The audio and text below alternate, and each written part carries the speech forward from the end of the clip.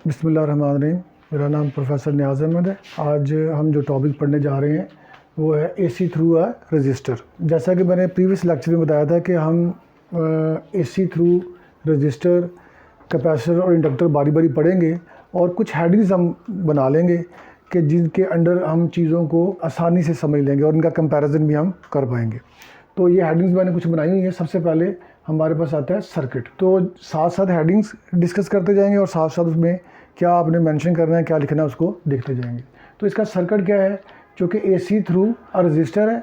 इसमें कोई नई बात अब नहीं पढ़ने जा रही, मैं ये भी बता दूंगा आपको। थोड़ा सा कैटेगराइज करना है। तो सबसे पहले है हमारे पास सर्किट या सर्किट डायग्राम। तो सर्किट डायग्राम इसकी कैसे होगी? सर्किट डायग्राम भी हम इसके पहले पढ़ चुके हैं कि एक alternating voltage source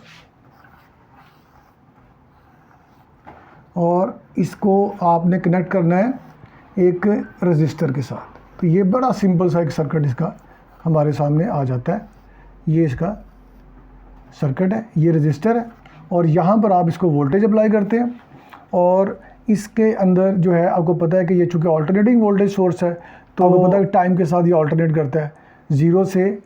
0 to t/2 जो है ये पॉजिटिव है और ये नेगेटिव है, ये पॉजिटिव और ये नेगेटिव, और ये करंट फ्लो करता है फ्रॉम पॉजिटिव टू नेगेटिव। ये इसका नाम आप ए रख दें, इसका B, from A to B, जैसे हमने पहले कहा था।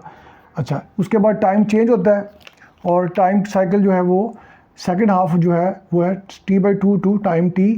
अब पोलैरिटी चेंज होती है, यहाँ नेगेटिव होती है, यहाँ पॉजिटिव। अब करंट फ्लो करेगा फ्रॉम बी टू ए। ये सारी बात हम पहले भी पढ़ चुके हैं। और सर्किट डायग्राम के अंदर आप क्या लिखेंगे, जो आपको नज़र आ रहा है डायग्राम के अंदर। क्या नज़र आ रहा है आपको डायग्राम में? A resistor is connected with the alternating voltage source, या a resistor is excited by a alternating voltage source. Simple words change भी कर सकते हैं आप, मगर जो सर्किट डायग्राम में आपको नज़र आ रहा है उसको आप यहाँ पर लिख दें। An alternating voltage source is connected with a resistor R as shown in figure, जैसा कि फिगर के अंदर आपको नज़र आ रहा है। अब इसकी थ्योरी क्या है, रेलेवेंट थ्योरी क्या है? तो ये सारी चीज़ें मैं पहले ही बता चुका हूँ कि हम पढ़ चुके हैं। यहाँ पर थ्योरी ये है कि ऑल्टरनेटिंग वोल्टेज सोर्स देते हैं इसको, तो रजिस्टर के टर्मिनल्स के ऊपर वोल्टेज जो है वो अप्लाई होता है और वो ऑल्टर करता है। इसकी वजह से करंट भी ऑल्टर करता है। दी voltage across the ends of register R at any instant is given by। तो वो क्या है वैल्यू, वो हम फार्मूला भी बड़ी दफ़ा लिख चुके हैं। V = V0 sin 2π/T × T। ये वोल्टेज है। अब अगर सर्किट कंप्लीट होगा वोल्टेज सोर्स की वजह से ऑल्टरनेटिंग करंट पैदा होगा। बाय ओहम्स लॉ हम इसको एक्सप्लेन करेंगे कि by Ohm's law if circuit is closed then alternating current is given by। तो ये हमारे पास आ जाएगा current I which is equal to V/R, और V की वैल्यू हम पहले जानते हैं। V = V0 sin 2π/T × T। तो ये वैल्यू पुट कर दें आप यहाँ पर, तो ये हो जाएगा हमारे पास I = V0 sin 2π/T × T, और नीचे हमारे पास है R। और ये जो वैल्यू है ये पीक करंट है V0/R। तो ये रिलेशन हमारे पास बन जाएगी I = I0 sin 2π/T। अब दोनों रिलेशन के अंदर हम देख रहे हैं कि ये ऑल्टरनेटिंग वोल्टेज और ऑल्टरनेटिंग करंट दोनों साइन वेव के साथ चेंज हो रहे हैं, यानी दोनों साइनोसॉइडल है। तो इसकी अगर वेव फॉर्म हम बनाना चाहें तो इसकी वेव फॉर्म हम बड़ी दफ़ा बना चुके हैं पहले भी, तो वो सिंपल तरीके से बनेगी।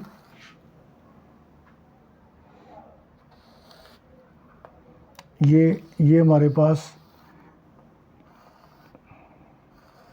वोल्टेज है, इसके एंगल आप ऊपर मेंशन कर सकते हैं, ये 0 है, ये एंगल π/2, ये पाई, और ये है 3π/2 और ये है 2π। और इसके साथ करंट भी इसी तरीके से इसके साथ साथ ही ट्रैवल करता है, चूँकि दोनों जो है वो डायरेक्टली प्रोपोर्शनल हैं और इन फेज़ होते हैं। तो ये जो हमारे पास इसका करंट है, ये करंट भी बिल्कुल इसके साथ साथ वोल्टेज के साथ साथ वेरी करता है। जैसे जैसे वो चेंज होता है तो साथ साथ करंट भी चेंज होता है। अब इसके भी अगर हम मेंशन करें एंगल्स, ये 0, ये π/2, ये पाई, ये 3π/2 और ये 2π। यानी अगर सर्किट हमारा जो जिसमें रजिस्टर लगा हुआ है, इसे हम कह सकते हैं ये प्योरली रेजिस्टिव सर्किट है। प्योरली रेजिस्टिव सर्किट क्या होता है कि जिसमें सिर्फ और सिर्फ रजिस्टर हो, उसे हम बोलते हैं प्योरली रेजिस्टिव सर्किट। उसके अंदर हमेशा वोल्टेज और करंट इन फेज होते हैं। तो इसका मतलब ये हुआ कि वेव फॉर्म में हमें क्या पता चला कि voltage and current in purely resistive circuit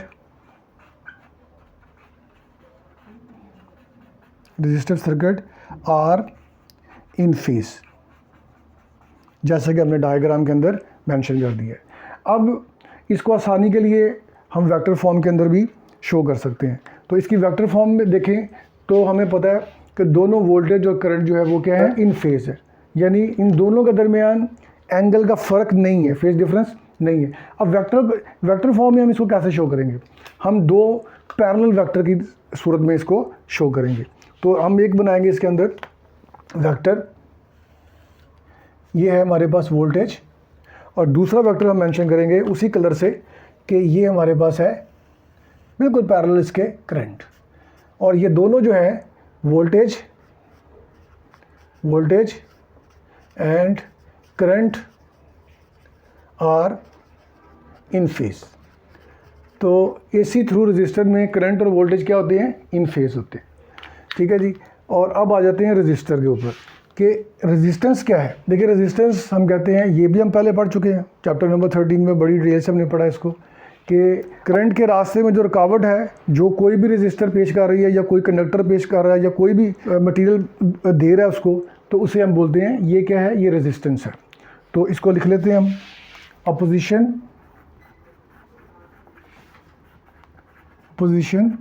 offered by a resistor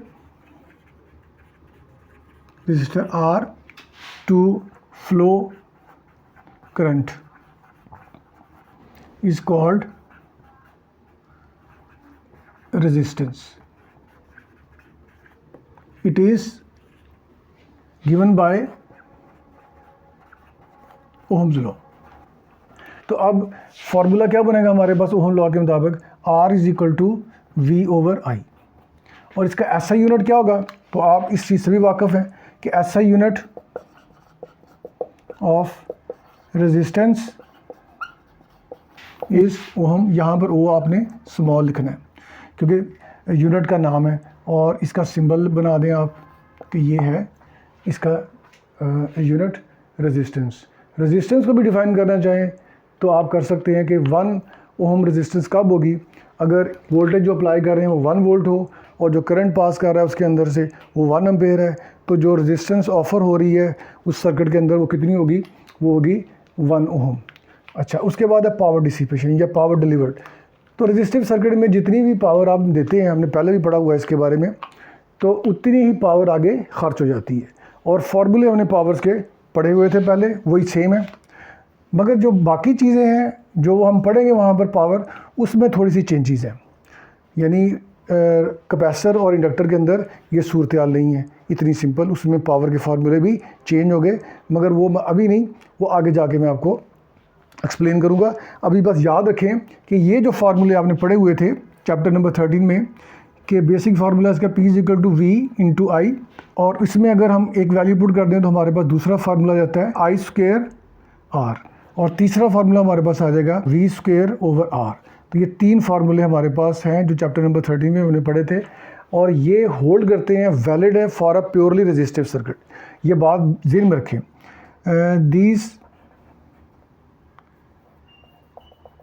these are valid for purely resistive circuit. SI unit of power is watt, or commercial unit of energy,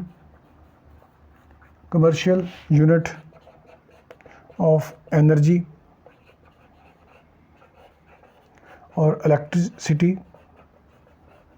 electrical energy भी कह सकते हैं, वो है kilowatt hour. ये इसका commercial unit आ गया। यहाँ पर पावर के फार्मूले में जो वोल्टेज है, voltage is in volt, current in ampere,